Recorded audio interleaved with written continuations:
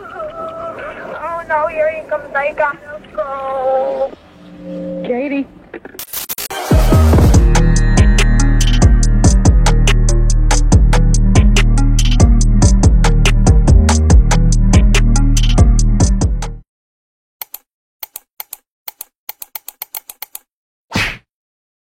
Bertepatan dengan perayaan Natal dan Tahun Baru, tanggal 30 Desember tahun 1982, seorang perempuan bernama Katie Beers lahir di Bayshore, New York. Cuma, kelahiran Katie menjadi awal dari penderitaannya. Nah, kenapa begitu? Kita langsung aja masuk ke pembahasannya. Let's begin. Sebelumnya, Katie itu tinggal sama mama kandungnya yang bernama Marilyn Beers dan abang tirinya yang bernama John Beers. Ayahnya siapa nggak tahu, karena nggak ada riwayat yang jelas siapa ayah biologisnya si Katie.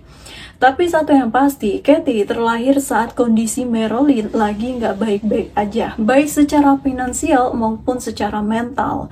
Marilyn waktu itu sedang dalam keadaan yang nggak stabil, karena dia lagi stres banget dengan kondisi dia yang sebagai orang tua tunggal harus mencari nafkah untuk memenuhi kebutuhan dia dan anak-anaknya. Jadi karena ngerasa nggak mampu, akhirnya Marilyn menyerahkan hak asuh putrinya Katie kepada ibu baptis Katie yang bernama Linda Inhill. Semenjak itulah, Katie yang waktu itu masih berusia 2 bulan tinggal bersama ibu baptisnya Linda dan suaminya Sal Inhill yang memberikan kehidupannya lebih layak kepada Katie dibandingkan apa yang bisa diberikan oleh Marilyn. Tapi itu yang terlihat, karena dibalik semua itu, Linda dan juga suaminya memperlakukan Katie dengan sangat buruk. Mereka bahkan menganggap Katie ini sebagai budak yang sengaja mereka rawat untuk kemudian mereka manfaatkan, biar bisa jadi budak gratisan mereka gitulah. Jadi sedari kecil, Katie ini udah harus ngerjain semua pekerjaan rumah, bahkan perlakuan dan perkataan kasar juga jadi hal biasa yang dilakukan oleh Linda dan suaminya kepada Katie Beers. Selain itu, mereka juga melarang Katie untuk bisa bermain dengan teman-teman sebaya Katie. Karena itulah, Katie itu nggak punya teman dan lebih sering menghabiskan waktunya sendirian. Kalaupun dia nggak tahu mau ngapain, dia lebih banyak merenung di kamarnya. Dan di tengah rasa kesepiannya itulah, Katie kemudian punya teman baru yang bernama John Esposito alias Big John, pria dewasa yang masih tetanggaan sama keluarga Inhill. Selain itu, John ini juga masih temenan sama Linda, jadi dia tahu banget tuh gimana perlakuan Linda serta suaminya terhadap Katie Beers. Jadi untuk beberapa kali, John tuh sering ngajak Katie jalan-jalan untuk sekedar menghibur Katie. Dan Katie juga sering menceritakan perbuatan buruk yang dilakukan oleh Sal dan juga Linda terhadap dirinya. Spaceplex juga menjadi tempat favorit di mana mereka sering menghabiskan waktu bersama, kayak semacam taman anak-anak gitulah. Lalu mendekati ulang tahun Katie yang ke-10 tahun, John ngajak Katie ke Spaceplex. Rencananya mereka akan merayakan ulang tahun Katie di sana. Tapi kebersamaan itu menjadi momen terakhir mereka. Ketika kemudian, tepatnya 17 Desember tahun 1982, Linda melaporkan ke polisi tentang pesan suara yang disampaikan oleh Katie. It was romantic in that Daddy had a knife.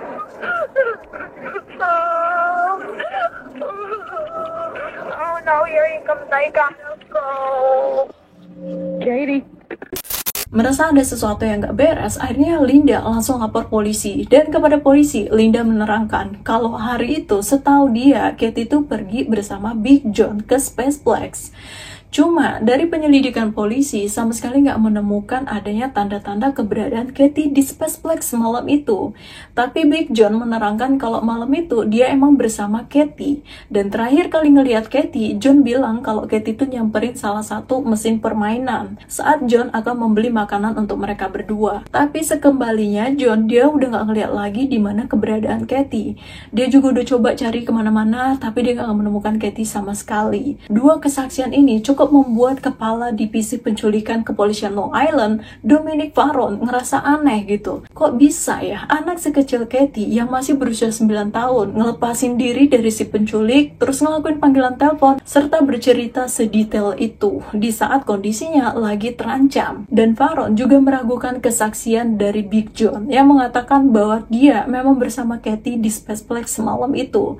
Karena dari penyelidikan yang dilakukan oleh Farron beserta timnya, sama sekali nggak ada petunjuk atau saksi yang mengatakan melihat atau menunjukkan bahwa Katie Beers berada di sana malam itu. Cuma waktu itu Faron mengesampingkan kecurigaannya. Dia lebih fokus untuk mencari tahu keberadaan Katie. Tapi bukan berarti Faron mengabaikan petunjuk yang dia punya. Untuk memastikan keraguannya tersebut, Faron mengirimkan rekaman audio telepon Katie ke FBI untuk dilakukan pemeriksaan lebih lanjut. Sementara Faron terus melanjutkan penyelidikan, mencari dan meminta keterangan sebanyak mungkin tentang orang-orang yang dia curigai sebagai dalang di balik hilangnya Katie.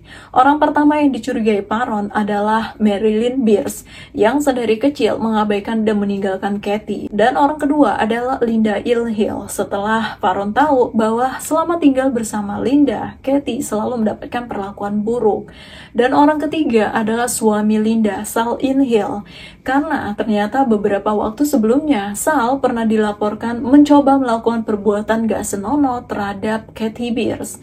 Dan orang terakhir adalah orang yang punya kaitan hubungan keluarga dengan Katie Beers. Orang terakhir yang mengaku bersama dengan Katie di Spaceplex, yaitu Big John alias John Esposito, yang menerangkan bahwa malam itu dia bersama Katie dan melihat Katie terakhir kali bermain di salah satu mesin permainan di Spaceplex. Sayangnya, Faron sama sekali gak punya bukti atau petunjuk apapun untuk meringkus salah satu dari mereka sebagai tersangka dari hilangnya Katie. Lalu gak lama kemudian, Faron mendapatkan kabar dari FBI yang mengatakan bahwa mereka sudah mendapatkan hasil dari pemeriksaan rekaman telepon Katie. Pemeriksaan itu menunjukkan bahwa panggilan telepon itu dilakukan melalui telepon umum yang berada tepat di depan Spaceplex. Tapi yang menarik adalah bukan Katie yang melakukan panggilan telepon itu. Jadi dengan kata lain, seseorang merekam suara Katie dan membuat seolah-olah Katie lah yang melakukan panggilan tersebut. Dari sinilah Faron tuh semakin yakin kalau salah satu dari keempat orang yang dia curigai adalah tersangka yang sengaja merekayasa penculikan Katie untuk tujuan tertentu. Di sisi lain, orang-orang terdekat Katie sangat-sangat merasa kehilangan. Di depan media, mereka menunjukkan kekhawatiran mereka, juga berharap Katie segera kembali dan bisa ditemukan dalam keadaan selamat. Marilyn Beers, ibu kandungnya Katie, bahkan pernah bicara ke media bahwa dia mencurigai Sal juga Linda terlibat dalam hilangnya Katie. Karena setelah laporan perbuatan gak senonoh Sal masuk ke proses hukum, Sal dan Linda terancam kehilangan hak asuh atas Katie. Dan menurut Marilyn, itu mungkin menjadi penyebab mereka melakukan perbuatan buruk terhadap Katie. Sementara itu, John juga terus memberikan kesaksian dan menyesali kalau malam itu kenapa dia harus ninggalin Katie. Kalau aja dia nggak lalai, mungkin dia masih bersama Katie. John benar-benar menunjukkan kesedihannya atas hilangnya Katie. Tapi Sal juga nggak mau diam aja. Di media, dia menantang bahwa semua tuduhan terhadap dirinya yang menuduh bahwa dia pelaku di balik hilangnya Katie akan terjawab kalau aja Katie ditemukan dalam keadaan selamat. Pernyataan Sal benar-benar mengundang pro dan kontra. Di satu sisi, orang percaya mungkin Sal berani bilang gitu karena dia nggak bersalah. Tapi nggak sedikit juga yang berpikir mungkin Sal berani bilang gitu karena dia tahu Katie nggak akan pernah bisa ditemukan. Tapi Faron juga nggak mau terburu-buru menyimpulkan. Dia lebih memilih untuk sedikit bersabar sampai akhirnya dia mendapatkan bukti yang cukup kuat untuk bisa menahan atau melakukan penangkapan terhadap salah satu dari orang yang dia curigai. Tapi setelah Faron menyelidiki Linda, Sal, dan juga Marilyn, juga melakukan pemeriksaan di kediaman mereka, Faron tuh sama sekali nggak menemukan petunjuk apapun. Akhirnya Faron melakukan langkah terakhirnya, menyelidiki orang terakhir yang mengaku bersama Katie di hari hilangnya Katie, John Esposito alias Big John. Saat itu juga Faron membawa para anggotanya untuk melakukan penggeledahan juga pemeriksaan ke seluruh isi rumah John. Cuma pemeriksaan tersebut sama sekali nggak membuahkan hasil apapun.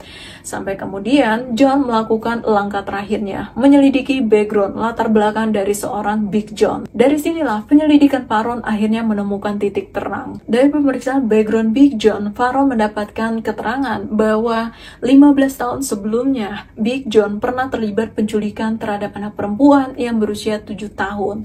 Jadi 15 tahun sebelum hilangnya Katie, ternyata Big John ini pernah terlibat kasus penculikan. Membuat Faron yang tadinya mencurigai Marilyn, Sal, atau mungkin Linda yang melakukan dan menjadi dalang hilangnya Katie, menjadi berbalik arah ke si Big John. Faron sedikit punya keyakinan kalau jangan-jangan kali ini John melakukan aksinya dengan cara yang lebih rapi sehingga dia bisa lepas dari penyelidikan polisi. Tapi sebagai polisi yang berpengalaman di bidangnya, Faron juga nggak mau mati langkah gitu aja.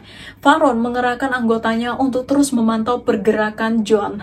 Dan waktu itu media juga turut heboh dalam meliput rumahnya si John.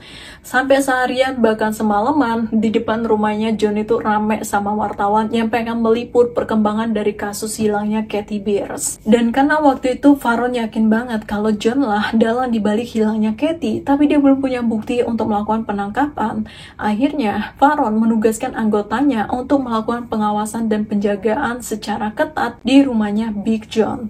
Selain itu, beberapa kali Faron sampai melakukan pemeriksaan secara berulang ke dalam dan ke seluruh isi rumah Big John. Kali-kali aja gitu ada perubahan dari pemeriksaan awal ke pemeriksaan selanjutnya.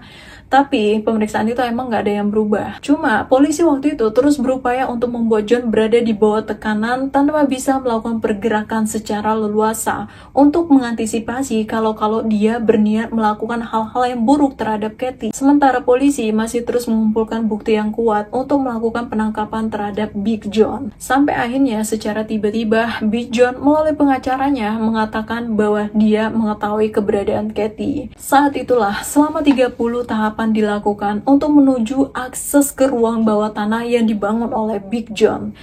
Polisi harus menarik rak buku yang menutupi aksesnya, menggulung karpet yang menjadi alas rak buku tersebut, dan di bawahnya terdapat balok beton seberat 200 pon. Dan tepat di langit-langit di atas balok itu udah terpasang semacam pengait untuk menarik balok itu ke atas, sehingga bisa masuk ke ruang bawah tanah. Lalu polisi juga harus turun sekitar 7 kaki sebelum akhirnya terhubung ke sebuah lorong yang mengharuskan posisi tubuh merangkak untuk bisa sampai ke ruang bawah tanah, tempat di mana Kathy Beers ditawan. Dan setelah mereka melalui tahapan yang cukup panjang, sampailah mereka di ruang bawah tanah, di mana mereka menemukan Kathy dalam keadaan yang terbilang baik-baik aja. Dan wajah Kathy juga tampak tegar, juga berseri, bahkan Kathy juga sempat tersenyum kepada para petugas polisi yang datang untuk menyelamatkannya. Saat melihat itu, Faron jadi yakin bahwa nantinya Kathy pasti bisa melewati masa traumanya. Bahkan Faron juga yakin kalau Kathy Beers akan menjadi sosok yang menginspirasi. Kepada polisi juga, Kathy mengatakan apa yang sebenarnya terjadi kepada dirinya. He was supposed to do the safe but never did. Terungkapnya penculikan Kathy ternyata mengungkap fakta kejahatan lainnya yang selama ini dipendam Kathy. Kathy menceritakan kalau semenjak dia ditinggalkan ibunya dan tinggal bersama Linda Inhill beserta suami Linda, Sal Inhill. Selama itu juga Kathy mendapatkan perlakuan yang sangat buruk, bahkan dia dianggap seperti budak dari keluarga Inhill. Dan yang lebih menyakitkan lagi, Kathy mengatakan bahwa Big John bukanlah orang pertama yang merampas masa depannya. Suami ibu baptisnya, Sal Inhill, pernah ngerjain Kathy waktu Kathy masih berumur 2 tahun. Sampai Kathy umur 7 tahun, Kathy udah gak tahan lagi dan melaporkan semua perbuatan Sal kepada Linda Inhill.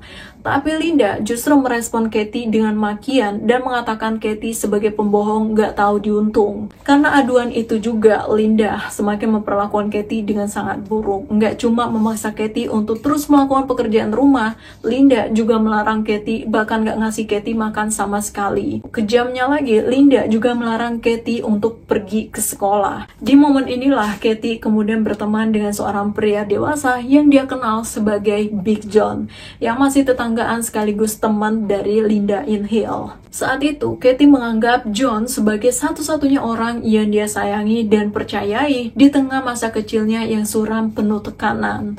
Sampai akhirnya 2 hari sebelum si Kathy ulang tahun yang ke-10, John mengajak Kathy ke Spaceplex. Rencananya mereka hanya ingin sekedar bermain-main di sana. Tapi ternyata John bukan membawa Kathy ke sana. Di tengah perjalanan, John membekap Kathy dan membawa Kathy ke rumahnya, menyeret Kathy ke depan sebuah lemari, tempat di mana John membuka akses menuju ruang tanah. Dan saat itu Kathy juga harus merangkak sebelum akhirnya dia sampai ke sebuah ruangan dengan kasur kotor dan peti mati yang di sampingnya dikelilingi rantai. Saat itulah John memaksa Kathy masuk ke dalam peti sebelum akhirnya meninggalkan Kathy terkurung di dalam peti itu. Lalu beberapa waktu setelahnya Kathy berusaha untuk bisa keluar dari peti mati itu, di mana dia mendorong, memukul, bahkan menendang sekuat tenaga semampu yang dia bisa. Sampai akhirnya pintu peti itu menjadi longgar dan akhirnya terbuka. Lalu dengan cepat Kathy meraba ke seisi ruangan bawah tanah itu mencari sesuatu yang mungkin bisa dia jadikan senjata untuk perlindungan melawan Big John. Saat itulah itulah Katie menemukan setumpuk kunci. Lalu Katie mengambil salah satu dari kunci itu dan menyimpannya di bawah kasur. Tapi belum sempat Katie memikirkan strategi gimana caranya ngelawan si Big John, dia udah mendengar Big John mendatanginya ke ruang bawah tanah. Suara itu semakin dekat dan semakin jelas, sampai akhirnya Big John mendapati Katie udah nggak lagi di dalam peti mati. Dan hari itulah menjadi hari pertama di mana John melakukan perbuatan menjijikan terhadap Katie Beers. Detailnya gimana kita skip aja. Tapi selama kurun waktu 17 hari, Katie berada di bawah tawanan Big John. Selama itu juga dia mengalami berbagai macam penganiayaan, penyiksaan, bahkan John melakukan perbuatan yang gak seharusnya dilakukan oleh pria dewasa terhadap anak-anak di bawah umur. Lalu beberapa hari setelahnya, John memfasilitasi ruangan bawah tanah itu dengan sebuah televisi. Semenjak itulah Katie lebih sering menghabiskan waktunya dengan menonton televisi, di mana dia sempat melihat ibunya yang terus menangis saat sedang diwawancarai oleh wartawan. Dan ada kemarahan tersendiri dalam diri Katie saat melihat Sal mengatakan kepada wartawan bahwa dia berharap Katie bisa segera ditemukan dalam keadaan selamat biar mereka bisa kembali bersama.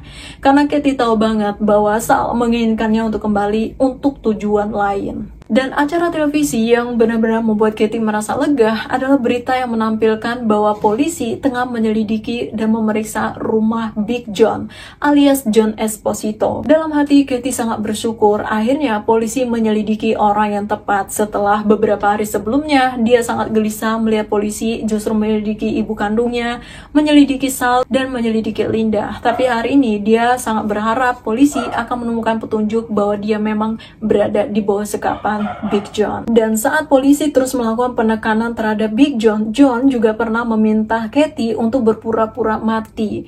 Dan dengan tegas Katie menolak permintaan itu, walaupun dia harus menanggung konsekuensi atas penolakannya tersebut.